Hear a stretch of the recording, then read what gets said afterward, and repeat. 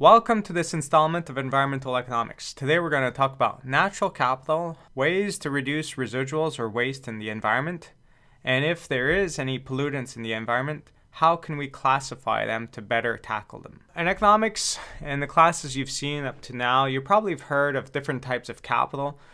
We often see them as two big classes, but there's more than two, and those two classes might be like physical capital, which could be seen as the machinery, computer, everything else that you use to produce things, and the human capital, the amount of hours that you work. You could also think about education, technology. There's other forms like that as well. But one that we really don't want to forget about is natural capital, because natural capital sustains life. If we think about any non-renewable or renewable natural resources, a lot of those things we need to survive. So if we just use them all up and then it all becomes waste, future generations are definitely going to have a problem. A few things to note about natural capital. Using natural capital draws down the stocks of that capital. When we use some resources, sometimes that resource is not fully recovered, so it becomes waste. And that accumulation of waste might actually hurt other types of natural capital. So if you create a lot of waste into the oceans, by polluting and throwing plastics in there, you might not think about it, but you might be hurting fish species. Also, when you think about greenhouse gases, you might be releasing that pollutant, but you don't really think about all the climate change impacts that it's going to have over the long term. In economics, we have many subfields, and natural capital touches two of the big subfields that we have in economics, whether it's natural resource economics or environmental economics. Natural resource economics focuses more on the management of resources. How long should we let a forest grow before we cut it down? How long should you age wine before you sell it? Whereas environmental economics looks more at producing things, creates residuals, creates pollution, and how could we minimize that problem of residuals and pollution to better help the environment? So we're not going to talk about this natural resource side of things so much, but we're going to focus more on environmental economics in this class. So what are the main ways we could reduce pollutants in the environment? Well, the first one, which is pretty straightforward, but maybe not the most popular, is to reduce the amount of quantity of goods produced. If you think about it, a lot of pollution is produced while we produce certain goods. So if we were to cut down our consumption of every single good by 2, it would reduce the amount of pollution naturally. So if you think about all the clothing that you have, you reduce it by 2. So you have half the amount of pants, half the amount of shirts. In your household, there's normally, let's say, 4 cars, and now there's only 2. So every time you cut things down, naturally there's going to be less pollution. However, if your house is half the size and you consume half the product, will you be as happy? Well, there's a general trend now that people are starting to live with less, but I'm not sure some people would be willing to live with less and still notice their neighbors consuming just as much. If everyone's to do their part, I think a lot of people would join in, but that's not going to happen easily. So it's not the best of the strategies, but it's definitely one of them. What's another way we could reduce the amount of residuals is to simply have less residuals being produced in the production process. So if we could find ways to being more efficient, that we create less waste. So having things like a house built in a factory sometimes limits the amount of waste because they better use their resources is one way. If you think about buying a computer, you enjoy that computer, you use it for a long period of time, or your phone or anything else, but the packaging that revolves around this product, you'll only look at it or enjoy it for a few moments. You might be really happy to see this new MacBook computer box, but at the end of the day, that box is going to get discarded really rapidly, and you're only going to keep the computer.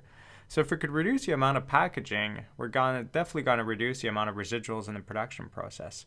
So going to bulk food stores, that simply means that you're buying the same product as you would be buying at another store, but now you're buying it without the packaging, reduces pollution. And then if you can't reduce the amount of residuals by reducing in the production process, and the same kind of idea would happen here with bringing back your beer bottle at the beer store to have it filled up and have them clean it and filled up and use it again. That reduces the amount of residuals. But if you can't do that, the next best option is to recycle. So the recycle is simply to say, well, this product that we've been using, it's no longer good for me, but let's find a way to throw it back in the production process so we don't have to extract those raw materials to get this product.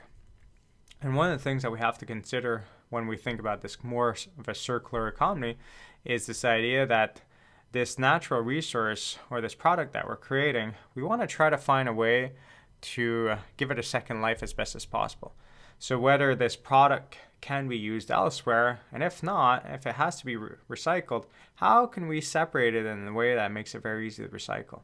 If it's a product that's a mix of wood, metal, and plastics, and it's all kind of blended in, it probably will be really hard to separate and not much can be recycled out of it, and it just creates waste. But if it's a product that could be easily separated and it's only some little portions that lead to waste and most of the rest gets recuperated, that's a much better process. So to understand this concept of reducing pollutants, imagine an island the size of Montreal that would have a mixture of natural resources, and we decide to completely close it off to the rest of the world. Not just close it off by having no boats getting there, but also closing off the atmosphere.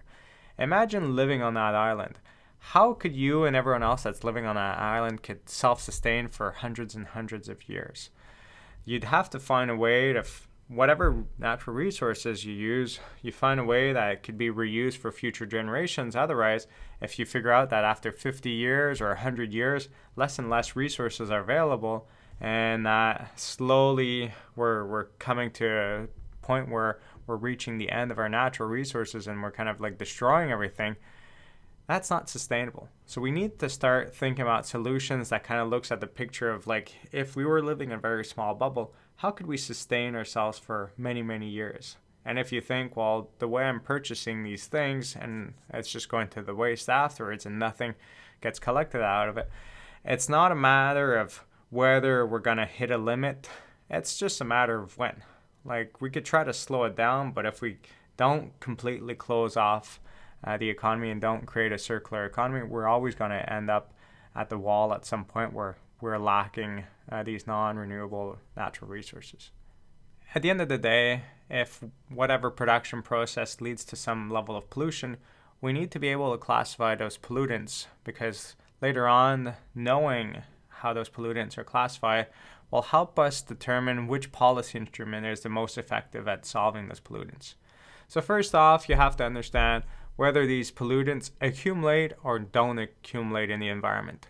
So accumulative pollutants are much more dangerous naturally because they accumulate over time. So whatever you release now, you're not only hurting yourself, but you're hurting future generations.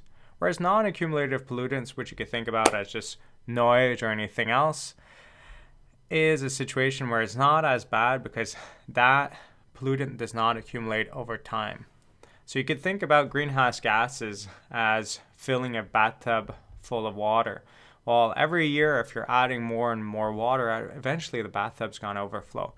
The first few years, and then when man started creating greenhouse gases, it didn't really create much damage for the environment. So there was just very little bit of water in the bathtub.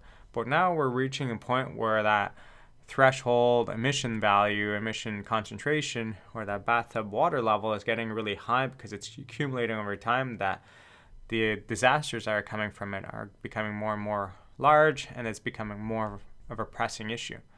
So this accumulation of stocks is something very important to consider. Another thing that we have to think about when we think about pollutants is whether this pollutant is local, regional, or global. It's going to make it much different in terms of how we can solve it. If you think about your neighbor throwing trash or you leaving trash in front of your house, it makes it very easy for you to pick it up because you're pretty much the only one that sees it. You're the only one that suffers a cost from picking it up. No one else will pick it up for you. So you're the one having the benefit. You also have the cost. You'll probably do something at some point.